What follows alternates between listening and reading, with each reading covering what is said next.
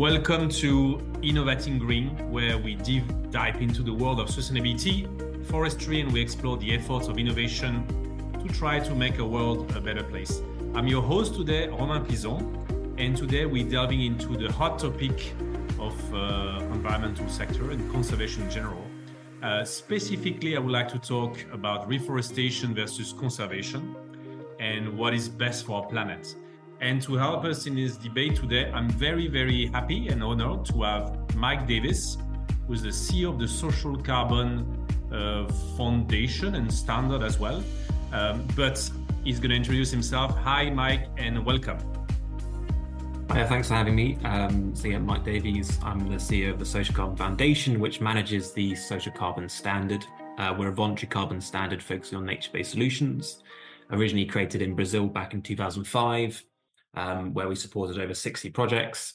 And then as of 2022, we made the decision to transition to a full carbon standard, because previously we were just a co-benefit standard, so monitoring broader impacts of carbon projects alongside the likes of Gold Standard and Vera, so monitoring impacts to biodiversity, social impacts, kind of human health impacts. And since 2022, transitioned to a full standard focus on nature-based solutions, driving more holistic projects in the industry. Fascinating. And I'm so happy we have you to discuss that today. I would like to focus directly deep dive to the topic of nature-based solution and especially everything that's to do with forestry. So we know that conservation projects have a unique place in the environmental landscape, right? At the same time, I hear a lot from colleagues, partners, clients, etc. Sometimes skepticism around conservation. Can you explain what sets those projects apart in terms of their contribution to carbon reduction, especially again with our listeners who might believe that planting a tree, the usual argument is planting a tree is more tangible and visible than conserving an existing species or forest? Yes, so I think we can look at this in two different angles. One is what are the key outcomes of those projects? And how do they contribute towards tackling climate change? So one of our biggest sources of emissions is deforestation. So conservation is primarily focusing on conserving what already remains. So you're avoiding emissions from preventing that deforestation from occurring. And in the carbon market, historically, that's been calculated by calculating the forecasted deforestation rate and looking at the carbon stored in that forest, and then calculating how much emissions would have been emitted if that deforestation had occurred, and then calculating the avoided emissions. Afforestation, reforestation is slightly different in that it's looking to restore or grow a forest that has previously been degraded. So you're actually removing carbon out of the atmosphere. So it's a removal-based project type rather than an emission reduction project type. Okay, and you also went directly to the sort of things I would like to discuss, which is all the valuation and quantification, right, of those carbon credits from conservation efforts. We hear a lot of studies. Sometimes they've been debunked and there's controversy about the studies or the counter studies anyway around those quantifications. They sometimes pose a challenge, just of methodology and from the baseline to the what if scenario that you mentioned to compare those pathways. So how can we ensure, and how does social carbon ensure that those credits are accurately quantified and valued over time? Can you elaborate a bit on that? I suppose let's look at the historical approach to doing this quantification, which was doing RED methodology. So RED stands for reducing emissions from deforestation and forest degradation.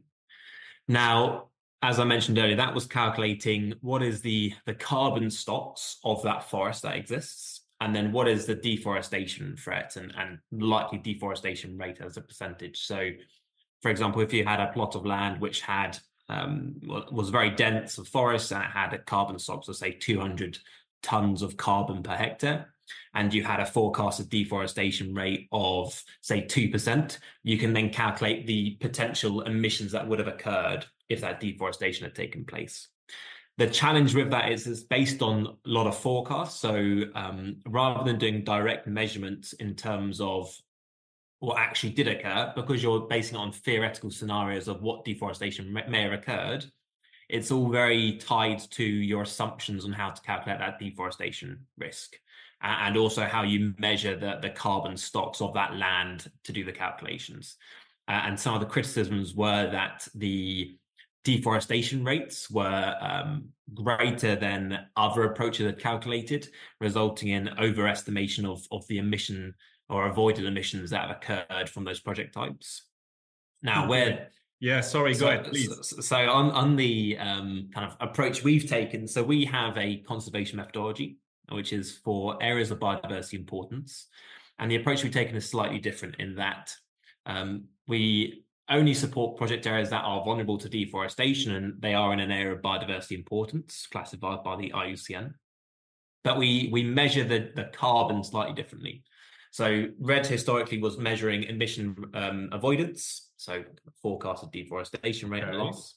We focus on growth in carbon stock. So most of these conservation zones are still not only net carbon sinks, they've stored carbon, but they are growing very incrementally.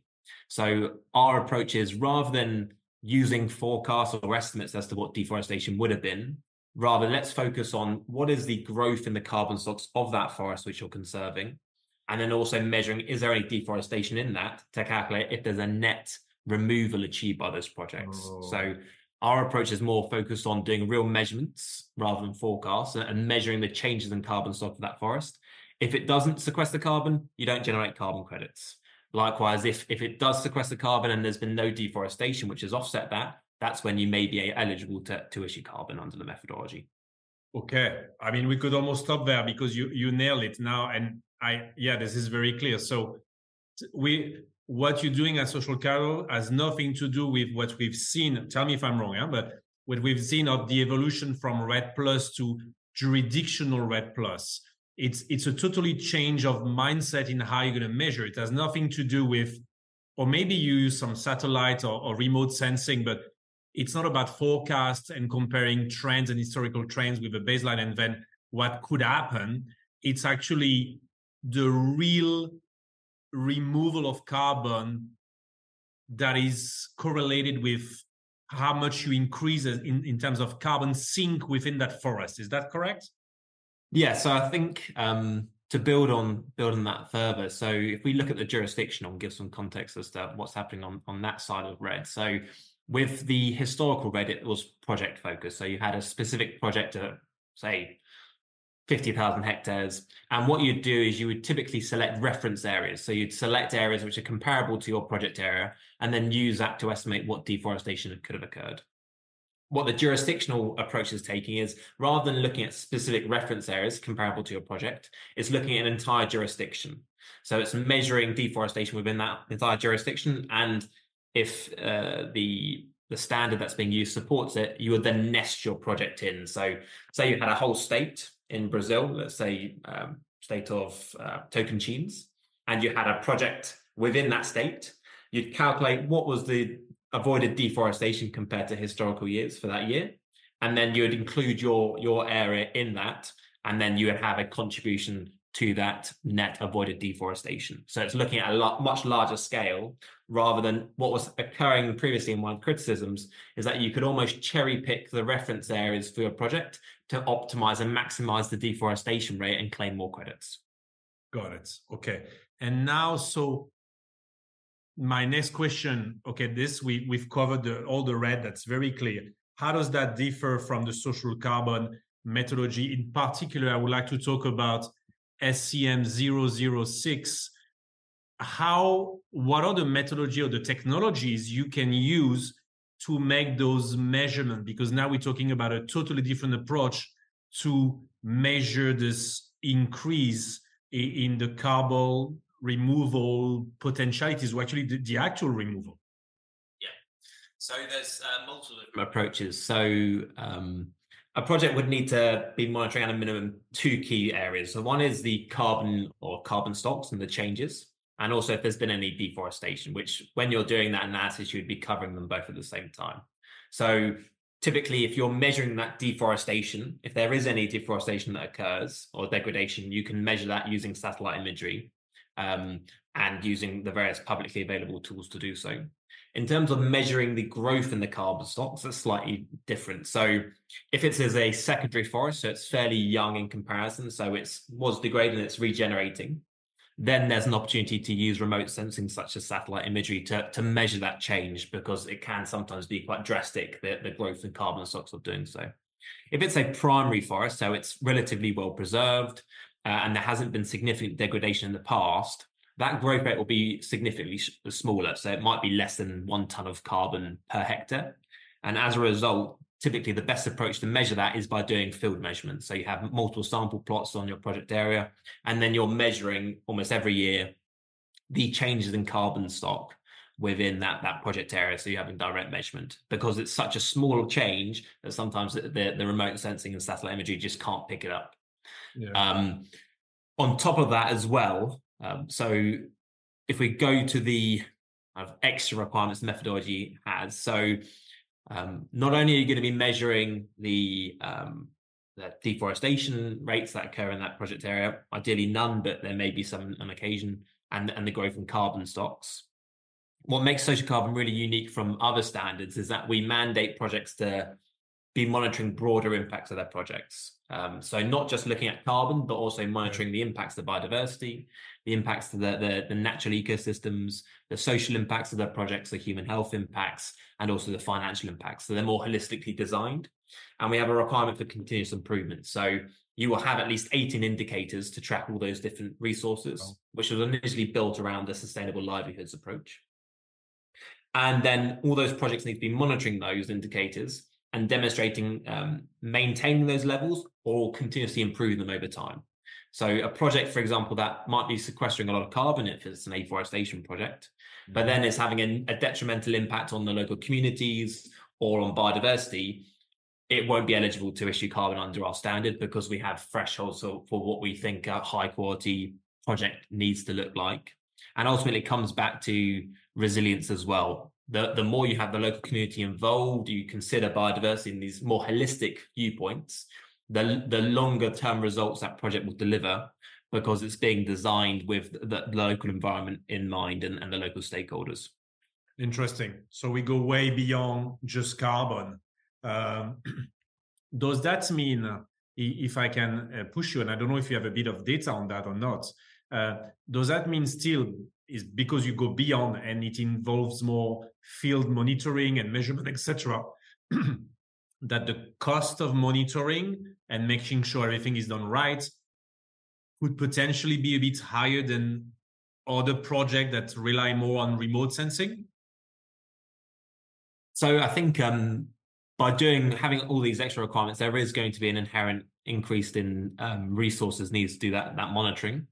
It really depends on how those indicators are going to be tracked. Some of them can be tracked using satellite imagery as well, but a lot of the time there would need to be some field measurements.